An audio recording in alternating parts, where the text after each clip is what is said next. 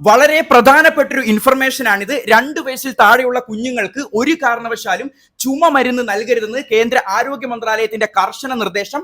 മധ്യപ്രദേശിലും രാജസ്ഥാനിലും cough syrup കഴിച്ച് 2 ആഴ്ചക്കിടെ വൃക്കയും തലച്ചോറും തകർന്ന് 11 കുട്ടികൾ മരിച്ചെന്ന് ആരോപണം ഉയരുന്നതിന് പിന്നാലെയാണ് കേന്ദ്രത്തിന്റെ ഈ തീരുമാനം. കഫ് സിറപ്പ് കുടിച്ച നിരവധി കുട്ടികൾ ഗുരുതരാവസ്ഥയിൽ ആശുപത്രിയിൽ കഴിയുകയാണ്.